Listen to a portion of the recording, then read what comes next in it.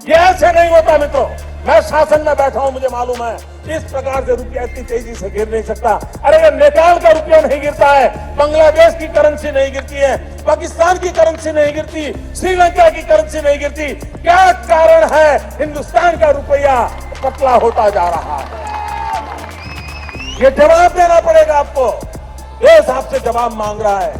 BJP ಅಧಿಕಾರಕ್ಕೆ ಬಂದ್ರೆ, ಮೋದಿಯವರ ಅಧಿಕಾರಕ್ಕೆ ಬಂದ್ರೆ ಇನ್ನೊಂದು 10-15 ವರ್ಷದಲ್ಲಿ $1 $15 ಆಗುತ್ತೆ ಅಂತ ಹೇಳ್ಬಿಟ್ರು. ಎಷ್ಟಾ? $1 $15 ಆಗುತ್ತೆ ಅಂತ. ನಾಳೆ ಅಯ್ಯೋ ನನ್ನ ಪರಿಸ್ಥಿತಿ ಕಿತ್ತೋಗ್ತೀನಿ ಅಂತ ಬಾಯ್ ಬಡ್ಕೊಂಡ್ರೆ, ಅವ್ನು ಯಾರ ಸಿಕ್ಕಾಪಟ್ಟೆ ಬಾಯ್ ಬಡ್ಕತ್ತಿದ್ದಾನೆ, ಅವ್ನಿಗೊಂದು ಹಿಂದೂ ಮುಸ್ಲಿಂ ಇಂಜೆಕ್ಷನ್ ಕೊಡೋ ಸರಿ ಹೋಗ್ತಾನೆ ಅಂತೇಳಿ ಹಿಂದೂ ಮುಸ್ಲಿಂ ಇಂಜೆಕ್ಷನ್ ಕೊಟ್ಬಿಡ್ತಾರೆ. ನೀವು ಹೊಟ್ಟೆಯಲ್ಲಿ ಹಸಿವು ತಾಂಡವವಾಡ್ತಾ ಇದ್ರು ಕೂಡ ಮನೆಯ ಆರ್ಥಿಕ ಸ್ಥಿತಿ, ದೇಶದ ಆರ್ಥಿಕ ಸ್ಥಿತಿ ಕಿತ್ತು ಹೋದರೂ ಕೂಡ ಧಾರ್ಮಿಕ ನಶೆಯಲ್ಲಿ ತೇಲುತ್ತಿರುವ ನೀವು, ನಿಮಗೆ ಅವರ ಧರ್ಮದ ಅಫೀಮನ್ನೇ ಕುಡಿಸಿ ಸಮಾಧಾನ ಮಾಡ್ತಾ ಇದ್ದಾರೆ. ನೀವು ಸಮಾಧಾನ ಆಗ್ತಾ ಇದ್ದೀರಿ, ಆದರೆ ಕಿತ್ತೋಗ್ತಾ ಇದೆ. ಡಾಲರ್ ಅಬ್ಬರ, ರೂಪಾಯಿ ತತ್ತರ. ಮಾತಾಡೋಣ, ಸುಮಾರು ಮಾತಾಡೋದಿದೆ. ಮೊನ್ನೆ $1 ಭಾರತದಲ್ಲಿ $90.27 ಇತ್ತು. $90 ದಾಟೇ ಬಿಡ್ತು ಕೊನೆಗೂ. ಇವತ್ತು $89.84 ಇದೆ. ಡಾಲರ್ ಮುಂದೆ ರೂಪಾಯಿ ಕುಸಿತ ಆಗೋದಕ್ಕೆ ಸುಮಾರು ಟೆಕ್ನಿಕಲ್ ಕಾರಣಗಳು ಇದ್ದಾವೆ. ನಾವು ಬರೀ ಆರೋಪಗಳನ್ನು ಮಾಡ್ತಾ ಹೋದರೆ ಸಿಕ್ಕಾಪಟ್ಟೆ ಮಾಡ್ತಾ ಹೋಗಬೇಕಾಗ್ತದೆ. ಕೆಲವು ಟೆಕ್ನಿಕಲ್ ರೀಸನ್ಗಳನ್ನು ಕೂಡ ನಾವಿಲ್ಲಿ ಚರ್ಚೆ ಮಾಡೋಣ. ಸಂಕ್ಷಿಪ್ತವಾಗಿ ಅದನ್ನು ನಾನು ಇವತ್ತು ವಿವರಿಸ್ತೀನಿ. ಆದರೆ ಆ ಟೆಕ್ನಿಕಲ್ ರೀಸನ್ಗೂ ಕೂಡ ಇವತ್ತಿನ ಆಡಳಿತವೇ ಕಾರಣ. ಅದನ್ನು ನಿರಾಕರಿಸೋಕ್ಕಾಗಲ್ಲ. ಬಿಡೋಕ್ಕಾಗ್ತದಾ? ವಿಶ್ವಗುರು ಲೆವೆಲ್ಗೆ ನೀವು ಬಿಲ್ಡಪ್ ಕೊಟ್ಟಾಗ ಒಬ್ಬ ವಿಶ್ವಗುರು, ಆತನ ಸಾರಥ್ಯದಲ್ಲಿ ನಮ್ಮ ದೇಶದ ಕರೆನ್ಸಿ, ನಮ್ಮ ದೇಶದ ಆರ್ಥಿಕ ಸ್ಥಿತಿ, ನಮ್ಮ ದೇಶದ ಪರಿಸ್ಥಿತಿ ಮತ್ತು ವಾಸ್ತವ ಸ್ಥಿತಿ, ಧಾರ್ಮಿಕ ಸ್ಥಿತಿ, ಅಸಹಿಷ್ಣುತೆಯ ಪರಮಾವಧಿ ಎಲ್ಲವನ್ನು ಕೂಡ ನಾವು, ಆದರೆ ಇವತ್ತು ಮೇಜರ್ ಆಗಿ ಡಾಲರ್ ಮತ್ತು ರೂಪಾಯಿಯನ್ನೇ ಮಾತಾಡೋಣ. ಈ 2014ರಲ್ಲಿ ನರೇಂದ್ರ ಮೋದಿ ಅವರನ್ನು ಪ್ರಧಾನಿ ಮಾಡಬೇಕು, BJPನ ಅಧಿಕಾರಕ್ಕೆ ತರಬೇಕು ಅಂತೇಳಿ ಭಾಳ ದೊಡ್ಡ ಮಟ್ಟದಲ್ಲಿ ಪ್ರಯತ್ನಗಳಾಯಿತು. ಆ ಪ್ರಯತ್ನದ ಒಂದು ಭಾಗವಾಗಿ ನಮ್ಮ ರಾಜ್ಯದ ಅತ್ಯಂತ ಸತ್ಯಸಂಧ ಭಾಷಣಕಾರ ಚಕ್ರವರ್ತಿ ಸೂಲಿಬೆಲೆಯವರು ಒಂದು ಭಾಷಣವನ್ನು ಮಾಡ್ತಾರೆ. ಇದೇ ರೀತಿ ವೇಗದಲ್ಲಿ ಮುಂದುವರೆದ್ರೆ after 10 or 15 years $1 equal to $15 or $20 ಆದ್ರೆ ನೀವು ಆಶ್ಚರ್ಯ ಪಡಬೇಕಾಗಿಲ್ಲ. ಅವಾಗ ಒಬ್ಬ ಭಾರತದ ಹಳ್ಳಿ ರೈತ ಹೇಳ್ತಾನೆ, ಈ ಬಾರಿ ನನ್ನ ಮಗನ ಪಿಕ್ನಿಕ್ ಕರ್ಕೊಂಡು ಅಮೆರಿಕಕ್ಕೆ ಹೋಗ್ತಾ ಇದ್ದೀನಿ. ಬಿಜೆಪಿ ಅಧಿಕಾರಕ್ಕೆ ಬಂದ್ರೆ, ಮೋದಿಯವರ ಅಧಿಕಾರಕ್ಕೆ ಬಂದ್ರೆ ಇನ್ನೊಂದು 10-15 ವರ್ಷದಲ್ಲಿ $1 $15 ಆಗುತ್ತೆ ಅಂತ ಹೇಳ್ಬಿಟ್ರು. ಎಷ್ಟಾ? $1 $15 ಆಗುತ್ತೆ ಅಂತ. ಅಂದ್ರೆ ಭಾರತದ $1 ಸುಮಾರು $1350 ಬೆಲೆ ಬಾಳುತ್ತದೆ ಮುಂದಿನ ದಿನಗಳಲ್ಲಿ US-ನಲ್ಲಿ. ಅದನ್ನು ಕೇಳಿಸ್ಕೊಂಡ್ವಿ, ಚಪ್ಪಾಳೆಯನ್ನ ಹೊಡೆದ್ವಿ, ಅಲ್ಲ ಹೊಡೆದ್ರು, ಸಿಳ್ಳೆ ಹಾಕಿದ್ರು, ಏನೆಲ್ಲ ಕತೆಗಳು ಸಿಕ್ಕಾಪಟ್ಟೆ. ಈ ಥರದ ಎಷ್ಟೋ ಪುಂಗ್ಲಿ ಕತೆಗಳಿದ್ದಾವೆ. ಆದರೆ ಇವತ್ತು ರೂಪಾಯಿ ಮತ್ತು ಡಾಲರ್ ಕತೆ ಆಗಿರೋದ್ರಿಂದ ಕೇವಲ ಇಷ್ಟಕ್ಕೆ ಮಾತ್ರ ಇದನ್ನು ಸೀಮಿತಗೊಳಿಸಿ ನಾವು ಮಾತಾಡ್ತಾ ಹೋಗೋಣ. ಆಮೇಲೆ ಮಾಜಿ ಸಂಸದ ನಳಿನ್ ಕುಮಾರ್ ಕಟೀಲ್ ಇವರು ಕೂಡ ಯಾವುದೋ ಒಂದು ಕಾರ್ಯಕ್ರಮದಲ್ಲಿ ಮಾತಾಡ್ತಾ $1 $50 $60 $70 ಆಗುತ್ತಂತ ಏನೋ ಹೇಳಿದ್ರು. ಪಾಪ ಸೂಲಿಬೆಲೆಗೆ ಹೋಲಿಕೆ ಮಾಡಿದ್ರೆ ನಳಿನ್ ಕುಮಾರ್ ಕಟೀಲ್ ಏನೋ ಅಷ್ಟೇನು ಅಪಾಯಕಾರಿ ಅಲ್ಲ. ಪಾಪ ಏನೋ ಮಾತಾಡಕ್ಕೆ ಹೋಗ್ತಾರೆ, ಅದು ಎಡವಟ್ಟು ಮಾಡ್ಕೊಂಡಿದ್ದಾರೆ, ಅಥವಾ ಏನೋ ಉತ್ಪ್ರೇಕ್ಷೆಯಿಂದ ಮಾತಾಡಿ ಏನನ್ನೋ ಸಾಧಿಸಕ್ಕಂತ ಹೋಗಿದ್ದಾರೆ. ಅದೆಲ್ಲ ವರ್ಕೌಟ್ ಆಗಲ್ಲ ಅಂತ ಗೊತ್ತಿದ್ದು ಕೂಡ ಹೇಳಲೇಬೇಕಾದಂಥ ಅನಿವಾರ್ಯ ಸ್ಥಿತಿಯಲ್ಲಿ ಸಿಲುಕಿ ಏನೋ ಮಾತಾಡಿದಾರಪ್ಪ ಅಂತ ಹೇಳ್ಬಿಟ್ಟು ಅವ್ರನ್ನ ಸೈಡಲ್ಲಿ ಇಡ್ಬೋದು. ಇವತ್ತು ಮಾಜಿ ಕೂಡ ಅವ್ರನ್ನ ನಾವು ಜಾಸ್ತಿ ಹೇಳ್ಕೊಂಡು ಬರೋದು ಬೇಡ. $1 ಇನ್ನೊಂದು 10-15 ವರ್ಷದಲ್ಲಿ $15 ಆಗುತ್ತೆ ಅಂತ ಹೇಳಿದಂತಹ ಸೂಲಿಬೆಲೆ ಈ ಭಾಷಣ ಮಾಡುವ ಹೊತ್ತಿಗೆ $1 ಆತ ಭಾಷಣ ಮಾಡಿದ್ನಲ್ಲ, ಆ ಸಂದರ್ಭದಲ್ಲಿ $1 $61 ಇತ್ತು. ಅಮೆರಿಕದ $1 ಭಾರತದಲ್ಲಿ $61 ಇತ್ತು 2014ರಲ್ಲಿ. ಆಮೇಲೆ ನರೇಂದ್ರ ಮೋದಿ ಅವರ ಸಾರಥ್ಯದಲ್ಲಿ ಬಿಜೆಪಿ ಅಧಿಕಾರಕ್ಕೆ ಬಂತು. ಸತತ 3ನೇ ಬಾರಿ ಅಧಿಕಾರ ನಡೆಸ್ತಾ ಇದೆ. ಇವರು ಅಧಿಕಾರಕ್ಕೆ ಬರುವ ಹೊತ್ತಿಗೆ ಭಾರತದಲ್ಲಿ $1 $61 ಇತ್ತು. ಇವತ್ತು $90 ದಾಟಿತು. ಇವತ್ತು ಬೆಳಗ್ಗೆ $89 $84 ಬಂದಿದೆ. ಅದು ಏರಿಳಿತಗಳು ಆಗ್ತಾನೆ ಇರ್ತವೆ. ನಾವಿಲ್ಲಿ ಕೆಲವು ಟೆಕ್ನಿಕಲ್ ರೀಸನ್ಗಳನ್ನು ನೋಡ್ತಾ ಹೋಗೋಣ. ಟೀಕೆ ಟಿಪ್ಪಣಿಗಳು ಇದ್ದಿದ್ದೆ. ವಿಶ್ವಗುರು ಯಾವುದೋ ಲೆವೆಲ್ಗೆ ನೀವು ತಗೊಂಡೋಗಿ ಕೂರಿಸ್ಬಿಟ್ಟಿದ್ದೀರಿ, ಅಲ್ಲಿಂದ ಕೆಳಗಿಳಿಸೋದಕ್ಕೆ ನಿಮಗೂ ಮನಸ್ಸಿಲ್ಲ.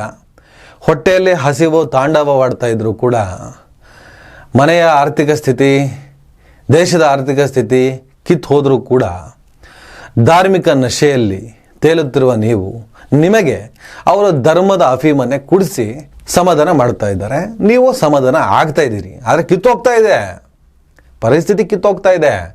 ಆದರೂ ಕೂಡ ಅದನ್ನು ತೋರಿಸಲಾಗದಷ್ಟು ಧಾರ್ಮಿಕ ನಶೆಯಲ್ಲಿ ತೇಲ್ತಾ ಇದ್ದೀರಿ. ಇವತ್ತು ಧರ್ಮದ ವಿಚಾರ ಕೂಡ ನಾನು ಮಾತಾಡಲ್ಲ, ಬದಿಗಿಡೋಣ. ಈಗ ಡಾಲರ್ ಅಬ್ಬರ ಹೆಚ್ಚಾಗಿದ್ದು ಹೇಗೆ, ರೂಪಾಯಿ ತತ್ತರಿಸಿರೋದು ಹೇಗೆ, ಇದಕ್ಕೊಂದಿಷ್ಟು ಟೆಕ್ನಿಕಲ್ ರೀಸನ್ಗಳಿದ್ದಾವೆ. ಯಾಕಂದರೆ ರೂಪಾಯಿ ಕುಸಿತ ಎಲ್ಲ ರೀತಿಯಿಂದನೂ ಕೆಟ್ಟ ಪರಿಣಾಮವನ್ನು ಬೀರುತ್ತೆ ದೇಶದ ಎಲ್ಲ ವಲಯಕ್ಕೂ. ಅದರಲ್ಲೂ ಮಿಡಲ್ ಕ್ಲಾಸ್ ಅಂತೂ ತತ್ತರಿಸೋಗ್ತದೆ. ಅನೇಕ ರೀತಿಯಲ್ಲಿ ರೂಪಾಯಿ ಕುಸಿತ ಈ ದೇಶದ ಜನರನ್ನು ಬಹಳ ಕೆಟ್ಟ ಪರಿಣಾಮವನ್ನು ಬೀರುತ್ತೆ. ಮೊನ್ನೆ ಭಾರತದ ರೂಪಾಯಿ 90 ರೂಪಾಯಿ 14 ಪೈಸೆ, 90 ರೂಪಾಯಿ 25 ಪೈಸೆ ವಹಿವಾಟಿಗೆ ಕುಸಿತೋಯ್ತು ಅಂದರೆ ಇದು ಭಾರತದ ಕರೆನ್ಸಿ ಶಕ್ತಿಗೆ ದೊಡ್ಡ ಹೊಡೆತ. ಇದು ಈ ಹಿಂದಿನ ಎಲ್ಲ ದಾಖಲೆಗಳನ್ನು ಮೀರಿ ಹೊಸ ಆಲ್ ಟೈಮ್ ಲೋ ಆಗಿದ್ದು ಆರ್ಥಿಕ ತಜ್ಞರು ಹಾಗೂ ನೀತಿ ರೂಪಿಸುವವರಲ್ಲಿ ಆತಂಕವನ್ನು ಹೆಚ್ಚಿಸಿದೆ. ಸಾಮಾನ್ಯವಾಗಿ ಇಷ್ಟು ಕುಸಿತ ಒಂದೇ ದಿನದಲ್ಲಿ ಆಗೋದಿಲ್ಲ. ಕಳೆದ ಕೆಲವು ತಿಂಗಳಿನಿಂದ ನಿಧಾನವಾಗಿ ದುರ್ಬಲಗೊಳ್ಳುತ್ತಿದ್ದ ದಾರಿಯೇ ಇದೀಗ ತೀವ್ರ ಹಂತಕ್ಕೆ ತಲುಪಿದೆ. ಏನೇನು ಕಾರಣ? ರೂಪಾಯಿ ದುರ್ಬಲಗೊಳ್ಳಲು ಮುಖ್ಯ ಕಾರಣಗಳಲ್ಲಿ ಮೊದಲನೆಯದು ವಿದೇಶಿ ಸಂಸ್ಥಾನಿಕ ಹೂಡಿಕೆದಾರರು ಅಂದರೆ FPI ಮತ್ತು FII ಭಾರತೀಯ ಷೇರು ಮತ್ತು ಬಾಂಡ್ ಮಾರುಕಟ್ಟೆಯಿಂದ ಹಣ ಹಿಂದಕ್ಕೆ ತೆಗೆದುಕೊಳ್ತಾ ಇದ್ದಾರೆ. 2025ರಲ್ಲಿ ಇದುವರೆಗೂ ಸುಮಾರು 1.48 ಲಕ್ಷ ಕೋಟಿಗೂ ಹೆಚ್ಚು ಮೊತ್ತದ ಹೂಡಿಕೆ ಮಾರಾಟವಾಗಿದೆ ಅಂತ ಅಂದಾಜಿಸಲಾಗುತ್ತಿದ್ದು, ಇದರಿಂದ ಡಾಲರ್ಗೆ ಹೆಚ್ಚಿನ ಬೇಡಿಕೆ ಉಂಟಾಗಿದೆ. ವಿದೇಶಿಗರು ತಮ್ಮ ಹೂಡಿಕೆಗಳನ್ನು ವಾಪಸ್ ತೆಗೆದುಕೊಳ್ಳುವಾಗ ಅವರು ಭಾರತದಲ್ಲಿ ರೂಪಾಯಿಗೆ ಮಾರಾಟ ಮಾಡಿ ಅಮೆರಿಕನ್ ಡಾಲರ್ ಕೊಂಡುಕೊಳ್ತಾರೆ. ಇದರಿಂದ ಡಾಲರ್ ಬಲಗೊಳ್ಳುತ್ತೆ, ರೂಪಾಯಿ ಇನ್ನಷ್ಟು ಕುಸಿದು ಹೋಗುತ್ತೆ. ಇನ್ನೊಂದು, ಭಾರತ ಹೆಚ್ಚು ಆಮದು ಮಾಡುತ್ತಿರುವಂಥ ದೇಶ. ವಿಶೇಷವಾಗಿ ಕಚ್ಚಾ ತೈಲ, ಚಿನ್ನ, ಎಲೆಕ್ಟ್ರಾನಿಕ್ಸ್ ಸಾಮಾನುಗಳ ಆಮದು ಬಿಲ್ ತುಂಬ ದೊಡ್ಡದಿದೆ. ರಫ್ತು, ಪ್ರತ್ಯೇಕವಾಗಿ ತಯಾರಿಕಾ ವಸ್ತುಗಳ ರಫ್ತು ಇಷ್ಟು ವೇಗವಾಗಿ ಏರದ ಕಾರಣ ಅಂದರೆ ಖರೀದಿ ಜಾಸ್ತಿ ಆಗ್ತಿದೆ, ಮಾರಾಟ ಕಡಿಮೆ ಆಗ್ತಿದೆ ಅಂತ. ಇದರಿಂದ ವ್ಯಾಪಾರ ಕೊರತೆ ಅಕ್ಟೋಬರ್ 2025ರ ವೇಳೆಗೆ ಸುಮಾರು 41-42 ಬಿಲಿಯನ್ ಡಾಲರ್ ಮಟ್ಟಕ್ಕೆ ಏರಿದಂತೆ ತಿಳಿಸಲಾಗ್ತಾ ಇದೆ. ಹಬ್ಬ ಉತ್ಸವ ಸಮಯದಲ್ಲಿ ಚಿನ್ನದ ಆಮದು ಅಂದರೆ ಖರೀದಿ 15-17ರಷ್ಟು ಹೆಚ್ಚಾಗಿದ್ದರಿಂದ ಡಾಲರ್ ಬೇಡಿಕೆ ಇನ್ನೂ ಹೆಚ್ಚಾಗಿ ರೂಪಾಯಿ ಬೆಲೆ ಪಾತಾಳಕ್ಕೆ ಇಳಿದಿದೆ. ಹಾಗೆ ಅಮೆರಿಕ ಮತ್ತು ಭಾರತದ ನಡುವೆ ಇತ್ತೀಚೆಗೆ ತೆರಿಗೆ ಸುಂಕ ಮತ್ತು ವ್ಯಾಪಾರ ನೀತಿಗಳ ಬಗ್ಗೆ ಒತ್ತಡ ಜಾಸ್ತಿಯಾಗಿದೆ. ಅದು ನಿಮಗೆಲ್ಲ ಗೊತ್ತೇ ಇದೆ. ರಷ್ಯಾದಿಂದ ತೈಲ ಖರೀದಿ, ಈಗ ಪುಟಿನ್ ಭಾರತ ಪ್ರವಾಸದಲ್ಲಿ ಇದ್ದಾರೆ, ಅದರ ವರ್ಣನೆ, ವೈಭವ, ಬಿಲ್ಡಪ್ಪು ಬೇರೆ ನಡೀತಾ ಇದೆ. ಚೀನಾ ಅಮೆರಿಕ ತಂತ್ರಜ್ಞಾನ ಯುದ್ಧದ ಮಧ್ಯದಲ್ಲಿರುವ ಭಾರತದ ನಿಲುವು ಇತ್ಯಾದಿ ಕಾರಣಗಳಿಂದ ಅಮೆರಿಕ ಕೆಲ ಭಾರತೀಯ ಉತ್ಪನ್ನಗಳ ಮೇಲೆ ಹೆಚ್ಚುವರಿ ಸುಂಕ, ಕೆಲವೊಂದರ ಮೇಲೆ 40-50ರವರೆಗೆ ವಿಧಿಸಿರುವ ಮಾಹಿತಿ ಗೊತ್ತೇ ಇದೆ ನಿಮಗೆ. ಇಂತಹ ಕ್ರಮಗಳು ಭಾರತೀಯ ರಫ್ತುಗಳನ್ನು ದುಬಾರಿಗೊಳಿಸ್ತವೆ. ಇದರಿಂದ ಭವಿಷ್ಯದ ರಫ್ತು ಆದಾಯದ ಬಗ್ಗೆ ಆತಂಕ ಹುಟ್ಟುತ್ತೆ, ವಿದೇಶಿ ಹೂಡಿಕೆದಾರರ ವಿಶ್ವಾಸ ಕುಗ್ಗುತ್ತೆ. ಮೋದಿಯವರ ಜಿಗರ್ ದೋಸ್ತ್ ಟ್ರಂಪ್ ಕೊಟ್ಟಂತ ಹೊಡೆತ ಕೂಡ ಡಾಲರ್ ಮುಂದೆ ರೂಪಾಯಿ ಕುಸಿದು ಹೋಗೋದಕ್ಕೆ ಮುಖ್ಯ ಕಾರಣ.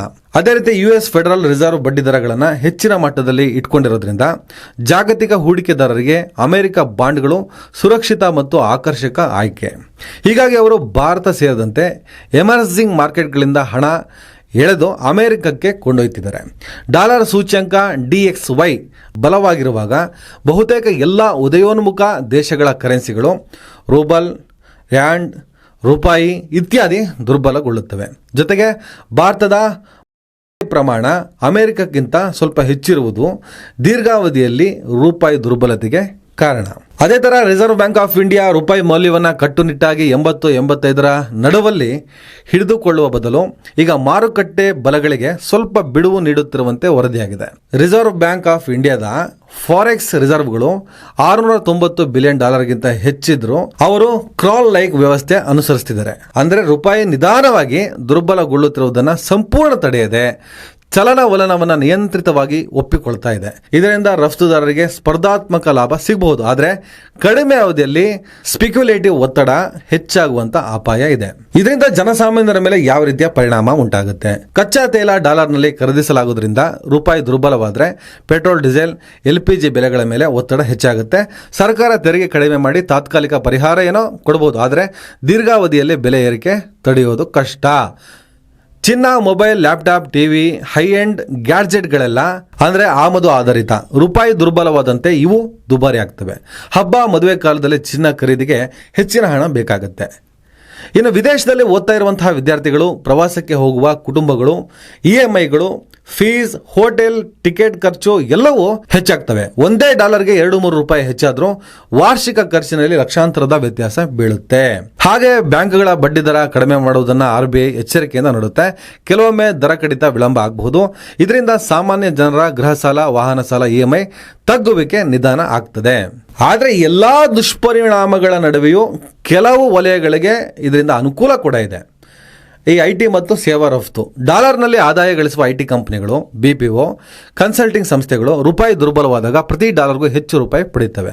ಇದರಿಂದ ಅವರ ಮಾರ್ಜಿನ್ ಹೆಚ್ಚಾಗಿ ಹೂಡಿಕೆ ಮತ್ತು ನೇಮಕಾತಿ ಹೆಚ್ಚುವ ಸಾಧ್ಯತೆ ಕೂಡ ಇದೆ. ಅದೇ ರೀತಿ ಜಾಗತಿಕ ಮಾರುಕಟ್ಟೆಗೆ ಔಷಧಿ, ಇಂಜಿನಿಯರಿಂಗ್ ಸಾಮಾನು, ಟೆಕ್ಸ್ಟೈಲ್ ರಫ್ತು ಮಾಡುವ ಸಂಸ್ಥೆಗೂ ದೀರ್ಘಾವಧಿಯಲ್ಲಿ ರೂಪಾಯಿ ದುರ್ಬಲತೆಯಿಂದ ಸ್ಪರ್ಧಾತ್ಮಕ ಲಾಭ ಸಿಗಬಹುದು. ಆದರೆ ಜಾಗತಿಕ ಕೂಲಿ, ಲಾಜಿಸ್ಟಿಕ್ಸ್ ಖರ್ಚು ಕೂಡ ಹೆಚ್ಚಾಗುತ್ತಿರುವುದರಿಂದ ಈ ಲಾಭ ಎಷ್ಟು ಪ್ರಮಾಣದಲ್ಲಿ ಉಳಿಯುತ್ತೆ ಅನ್ನೋದೇ ಪ್ರಶ್ನೆ. ಇನ್ನು RBI ಇದಕ್ಕೆ ಸಂಬಂಧಪಟ್ಟಾಗ ಮೀಟಿಂಗ್ ಕರೆದಿದೆ. ಪರಿಹಾರ ಏನು ಮಾಡ್ಬೋದು, ಬಡ್ಡಿ ದರ ಕಡಿತ, ಇನ್ನಿತರ ವಿಚಾರಗಳಿಗೆ ಸಂಬಂಧಪಟ್ಟ ಹಾಗೆ ಮೀಟಿಂಗ್ ನಡೆಸಿದೆ. ಏನಾದರೂ ಮಾಡಿ ಉಳಿಸ್ಕೊಬೇಕಲ್ಲಪ್ಪ. ನಡೀತಾ ಇದೆ ಹೆಣಗಾಟ. ಈ ಥರ ಅನೇಕ ತಾಂತ್ರಿಕ ಕಾರಣಗಳಿಂದ ಈ ದೇಶದಲ್ಲಿ ರೂಪಾಯಿ ಕುಸಿತ ಆಗಿದೆ. ಆದರೆ ಜಟ್ಟಿ ಜಾರಿ ಬಿದ್ದರೂ ಮೀಸೆ ಮಣ್ಣಾಗಿಲ್ಲ ಅಂತೇಳಿ ವಿಶ್ವಗುರುವಿನ ಬಿಲ್ಡಪ್ ತಗೊಂಡು ಹೋದ್ರೆ ಆಗಲ್ಲ. ದೇಶವನ್ನು ಸಖತ್ತಾಗಿ ನಡೆಸ್ಕೊಂಡು ಹೋಗ್ಬೇಕು. ऐसे नहीं होता मित्रों, मैं शासन में बैठा हूं, मुझे मालूम है इस प्रकार से रुपया इतनी तेजी से गिर नहीं सकता.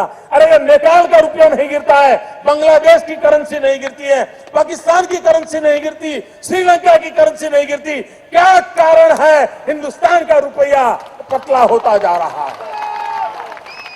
ये जवाब देना पड़ेगा आपको. देश आपसे जवाब मांग रहा है.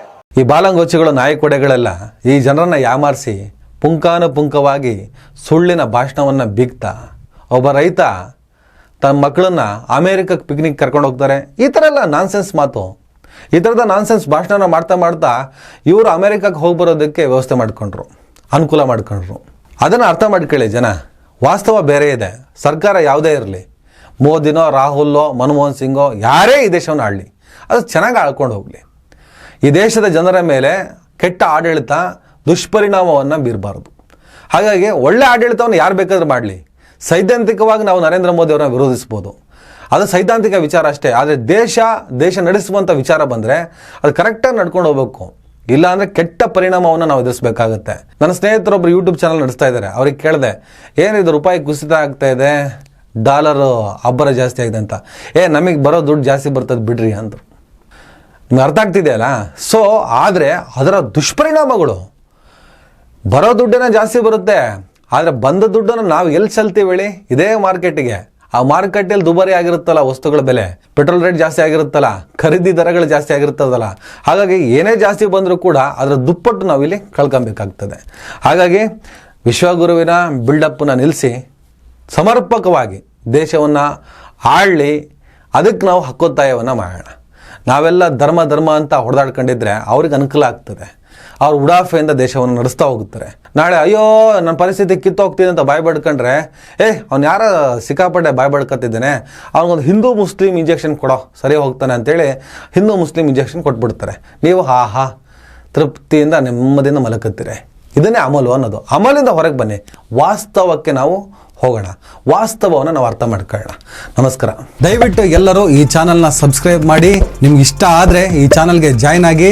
ಈ ವಿಡಿಯೋ ಇಷ್ಟ ಆದರೆ ದಯವಿಟ್ಟು ಎಲ್ಲರೂ ಶೇರ್ ಮಾಡಿ. ಸ್ವತಂತ್ರ ಪತ್ರಿಕೋದ್ಯಮವನ್ನು ಬೆಂಬಲಿಸಿ. ನನ್ನ ಯುಕ್ತಿಗೆ ನಿಮ್ಮ ಶಕ್ತಿಯೇ ಶ್ರೀರಕ್ಷೆ.